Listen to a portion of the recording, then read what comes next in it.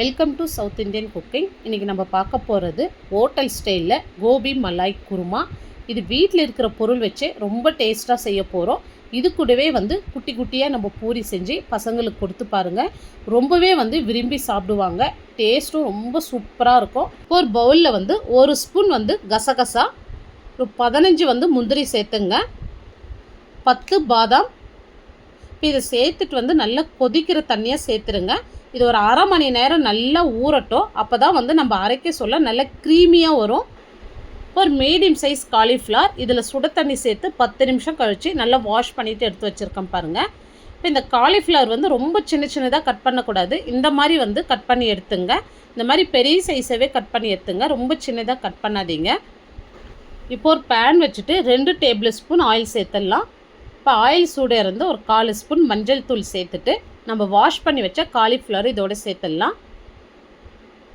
இப்போ மீடியம் ஃப்ளேம்லேயே இது ஒரு பாதி அளவுக்கு நல்லா வெந்து வரணும். அது வரைக்கும் இந்த ஆயிலே நல்லா ஃப்ரை பண்ணி எடுத்துக்கலாம். பாருங்கள், கலர் நல்லா மாறி வரணும். இப்போ இந்த அளவுக்கு நல்ல கலர் மாறி இருக்குது. இது ஒரு பாதி அளவுக்கு நல்லா வெந்திருக்கு பாருங்கள். இப்போ இது வேற ஒரு பவுலில் நம்ம மாற்றிடலாம். இப்போ ஒரு பவுல் எடுத்துங்க. இப்போ இதில் நான் 2 கப் அளவு கோதுமை மாவு சேர்த்துட்றேன். இப்போ 1 ஸ்பூன் ரவை சேர்த்துங்க. வறுத்த ரவை, வறுக்காத ரவை எது ஒன்றாலும் சேர்த்துக்கலாம். இப்போ இந்த மாவுக்கு தேவையான அளவு உப்பு சேர்த்துட்டு நல்லா மிக்ஸ் பண்ணி விட்டுங்க. இந்த ரவை, உப்பு எல்லாமே இந்த மாவில் நல்லா மிக்ஸ் ஆகி வரட்டும். இப்போ கொஞ்சம் கொஞ்சமாக தண்ணி சேர்த்து மாவு நல்லா டைட்டாக பிசைந்து எடுத்துக்கணும். நம்ம தண்ணி நிறைய சேர்த்துட்டா பூரி எண்ணெய் இழுத்துரும். பாருங்கள், இந்த அளவுக்கு நல்லா டைட்டாக பிசைஞ்சு எடுத்துங்க. இப்போ குக்கிங் ஆயில் ஒரு அரை ஸ்பூன் மட்டும் சேர்த்துங்க. நிறைய சேர்க்காதீங்க. இந்த இடத்துல நம்ம குக்கிங் ஆயில் அதிகமாக சேர்த்தாலும் பூரி எண்ணெய் இழுக்கும். இப்போ மாவு இந்த மாதிரி நல்லா சாஃப்டாக பிசைந்து எடுத்துகிட்டு ஒரு அரை மணி நேரம் இதை நல்லா ஊறட்டும். இப்போ நம்ம காலிஃப்ளவர் ஃப்ரை பண்ண கடாயிலே இன்னும் கொஞ்சமாக ஆயில் சேர்த்துக்கலாம். இப்போ ஆயில் சூடே இருந்தோம். 2 ஏலக்காய், ஒரு 3 லவங்கம் சேர்த்துங்க, 2 பட்டை, ஒரு பிரிஞ்சி இலை இந்த மாதிரி துண்டாக கட் பண்ணி சேர்த்துங்க. இப்போ இது கூடவே அரை ஸ்பூன் சீரகம் சேர்த்துட்டு சீரகம் நல்லா பொரிஞ்சு வரட்டும். இப்போ சீரகம் நல்லா பொரிஞ்சுதும் பெரிய சைஸ் வெங்காயமாக 2 வெங்காயம் எடுத்து கட் பண்ணிவிட்டு சேர்த்துக்கிறேன். இந்த வெங்காயம் நல்லா கலர் மாதிரி வதங்கி வரணும். அப்போ தான் இந்த குருமா டேஸ்ட் ரொம்ப சூப்பராக இருக்கும். இப்போ இதை ஊற வச்சு நம்ம அரை மணி நேரம் ஆகுது பாருங்கள். இப்போ இந்த பாதாமில் இருக்கிற தோல் எல்லாம் ஈஸியாக வந்துடும். ஏன்னா நம்ம நல்லா கொதிக்கிற தண்ணியை சேர்த்தோம். இப்போ இதை தண்ணி வடிச்சிட்டு அப்படியே ஒரு மிக்ஸி ஜாரில் சேர்த்துங்க. இப்போ இதில் ஒரு 4 டேபிள் ஸ்பூன் நல்லா கட்டியான தயிர் சேர்த்துங்க. புளிப்பு இருக்கக்கூடாது. புளிப்பில்லாத தயிராக சேர்த்துங்க. இப்போ இதில் தண்ணி எதுவும் சேர்க்காத இதை நல்லா நைஸாக அரைச்சிட்டு வந்துடலாம். இப்போ வெங்காயம் பாருங்கள், இந்த அளவுக்கு நல்லா வதங்கியிருக்கு. இதில் 1 ஸ்பூன் இஞ்சி பூண்டு விழுது சேர்த்துட்டு நல்லா வதக்கி விடுங்க. இப்போ இந்த இடத்துல ட்ரையாக இருக்குதுன்னா கொஞ்சமாக தண்ணி சேர்த்து நல்லா வதக்கி விடுங்க.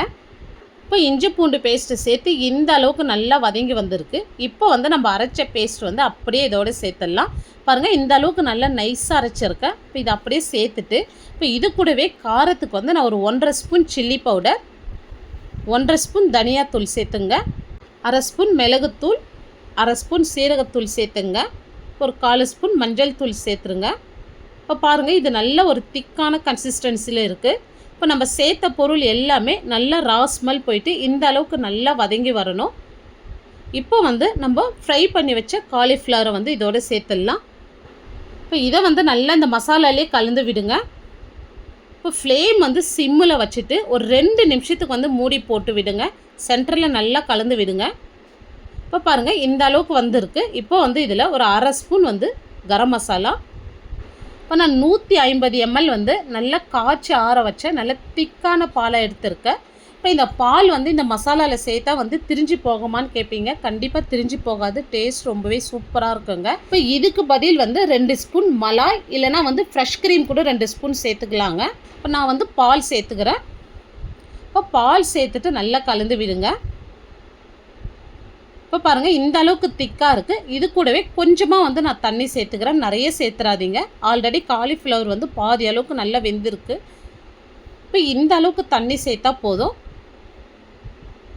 இப்போ தாங்க உப்பு சேர்க்கணும், ஃபஸ்ட்டே சேர்க்கக்கூடாது. இப்போ இந்த குருமாவுக்கு தேவையான அளவு உப்பு. இப்போ கசூரி மேத்தி கொஞ்சமாக இந்த மாதிரி கையில் க்ரஷ் பண்ணிவிட்டு சேர்த்துங்க. இப்போ மீடியம் ஃப்ளேம்லேயே வந்து மூடி போட்டு விடுங்க. இது நல்லா திக்காய் வரட்டும். சென்டரில் வந்து கலந்து விடுங்க, ஏன்னா அது அடி பிடிக்கும். பாருங்கள், இந்த அளவுக்கு நல்லா திக்காய் வந்திருக்கு. இப்போ இது ஆற ஆற இன்னும் நல்லா திக்காகுங்க. இப்போ பாருங்கள், நம்ம வீட்டில் இருக்கிற பொருள் வச்சே கோபி மலாய் குருமா வந்து ரொம்பவே சூப்பராக பண்ணியிருக்கோம். இப்போ நல்லா பொடியாக நறுக்குன கொத்தமல்லி சேர்த்துருங்க. இப்போ வீட்டில் இருக்கிற பொருள் வச்சே ஹோட்டல் ஸ்டைலில் ரொம்ப டேஸ்டியாக பண்ணியிருக்கோம் அந்த குருமா. இது சப்பாத்தி பூரிக்கு ரொம்பவே அல்டிமேட்டாக இருக்குங்க. இப்போ நம்ம மாவு பிசைந்து வச்சு அரை மணி நேரம் ஆகுது. இப்போ இதிலிருந்து மாவு எடுத்து இப்போ நம்ம சின்ன சின்ன உருண்டையாக உருட்டி எடுத்துக்கலாம். இப்போ பாருங்கள், கொஞ்சமாக நம்ம மாவு சேர்த்துட்டு இந்த மாதிரி தேய்க்க ஸ்டார்ட் பண்ணிவிடுங்க. இப்போ இந்த திக்னஸ் இருக்கணும். ரொம்ப மெலிசாக தேய்ச்சாலும் பூரி வந்து உப்பி வராது. இந்த அளவுக்கு திக்காக இருந்தால் தாங்க பூரி வந்து நல்லா உப்பி வரும். இப்போ எண்ணெய் நல்லா காஞ்சிருக்கு சொல்ல தான் நம்ம பூரி சேர்க்கணும். எண்ணெய் காயாத நீங்கள் பூரி சேர்த்துட்டிங்கன்னா பூரி வந்து உப்பி வராது, பூரி எண்ணெய் இழுத்துரும். இப்போ பாருங்கள், பூரி இந்த அளவுக்கு நல்லா உப்பி வந்ததை திருப்பி விட்டு நம்ம எடுத்துடலாம். இந்த மாதிரி தாங்க செய்யணும். இப்போ குழந்தைங்களுக்கு பிடிச்ச மாதிரி நம்ம குட்டி குட்டி பூரி தேய்ச்சி எடுத்துக்கலாம். மாவு வந்து கொஞ்சம் நிறையவே எடுத்து கொஞ்சமாக மாவு சேர்த்து இந்த மாதிரி தேய்ச்சி எடுத்துங்க. ரொம்ப மெலிசாக தேய்ச்சிடாதீங்க, கொஞ்சம் திக்காகவே இருக்கட்டும். இப்போ சின்ன டிஃபன் மூடி எடுத்து நான் கட் பண்ணி எடுத்துக்கிறேன். பாருங்கள், இந்த மாதிரி கட் பண்ணி எடுத்துங்க. இந்த மாதிரி கொடுக்க சொல்ல குட்டீஸுங்க வந்து ரொம்ப என்ஜாய் பண்ணி சாப்பிடுவாங்க. இப்போ இந்த மாதிரி கட் பண்ணிவிட்டு இந்த எக்ஸஸ் மாவெல்லாம் அப்படி எடுத்துடலாம். பாருங்கள், ஈஸியாக வந்துடும். இப்போ இதையே நம்ம பொரித்து எடுத்துக்கலாம். இப்போ பூரி எண்ணெயில் சேர்த்ததுமே பாருங்கள் நல்லா எழும்பி வருது பாருங்கள். இப்போ நல்லா திருப்பி விடுங்க. இப்போ திருப்பி விட்டு எடுத்தால் நம்ம குட்டியான பூரி பாருங்கள் எவ்வளோ சூப்பராக செஞ்சுட்டோம். இதே மாதிரி நம்ம எல்லா பூரியுமே செஞ்சு எடுத்துக்கலாம்.